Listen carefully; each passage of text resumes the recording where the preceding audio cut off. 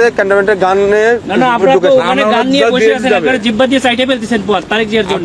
আমরা কেন যাইতে পারবো না? আমাদের এটা আমাকে আসসালামু আলাইকুম। আসলে আজকে আসছি যে একটা কথা বলার জন্য, সেটা হচ্ছে যে এই বিষয়টা মুহূর্তের মধ্যে ভাইরাল হয়ে গেছে। ঢাকা 17 আসন থেকে নির্বাচন করছে জনাব তারেক রহমান এবং দাঁড়িপাল্লার আরেকজন যে তারেক রহমানের প্রতিদ্বন্দ্বী। তো যেখানে তারেক রহমান কারো বিষয়ে কোনো কিছু বলে না, উনি যতগুলো বক্তব্য আমি শুনেছি যে উনি কাউকে কটূক্তি করে কিন্তু কথা বলে নাই।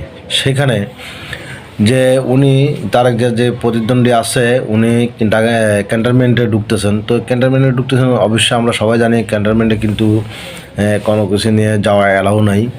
তো সেখানে একজন উচ্চশিক্ষিত মানুষ হয়ে যদি এখানে গান নিয়ে যায় তাহলে সেনাবাহিনী অবশ্যই বাধা দিবে, কারণ সেনাবাহিনী হচ্ছে আমাদের দেশের সর্বমুহূর্তের আপনার দেশ রক্ষার কাজে কিন্তু ওরা আপনার ভূমিকা রাখেন। তো সেখানে সেনাবাহিনী আসলে নিজেও জানেন না যে উনি কে, উনি চিনেন না।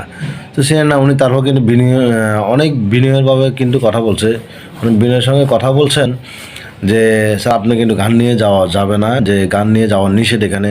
উনি তারপর ওনার ইয়ার জন্য সেফটির জন্য উনি গান নিয়ে যাবে। তো যেখানে ক্যান্টনমেন্টে সম্পূর্ণ সেনাবাহিনী থাকে, সেনাবাহিনী বলছে যে আপনারা যখন ক্যান্টনমেন্টে ঢুকবেন সম্পূর্ণ সিকিউরিটির দায়িত্ব আমাদের, সেখানে তার কারো কিছু বলার থাকে না।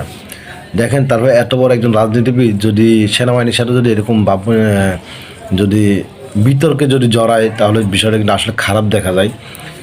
আর তাছাড়া আরেকটা কথা উনি বলেছেন যে পা ছাড়া, তো পা ছাড়া তারেক জিয়ার পা ছাড়া মানে উনি কী বুঝাইছে সেনাবাহিনীকে, যে সেনাবাহিনীকে মানে এইভাবে কথা বলা ওনার কি রাইট হয়েছে? যে আসলে ভিডিওটা আপনারা পুরোটাই ভিডিও দেখবেন, আর দেখে আপনারা অবশ্যই কমেন্ট বক্সে জানা যাবেন এবং ভিডিওটি ভালো লাগলে সর্বোচ্চ শেয়ার করে দিবেন।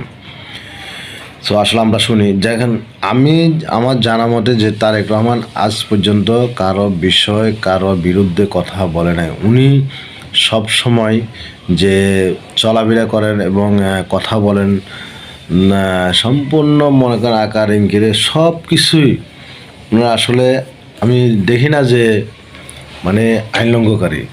উনি সর্বপ্রথমে যেখানে যাক বিসমিল্লাহির রহমানির রহিম, তাহলে এটা দিয়ে যে লোকটা শুরু করে তার বিরুদ্ধে কথা বলা আমি মনে করি যে উচিত না, কারণ উনি একজন ওনার বাবা একজন সেনাবাহিনীর প্রধান ছিলেন, যে প্রেসিডেন্ট জিয়াউর রহমান, এটা সবাই চিনে। তাহলে তারই ছেলে কি এতটা খারাপ হবে বলেন, যে যেখানে সেনাবাহিনীকে বলতেছেন যে আপনারা তার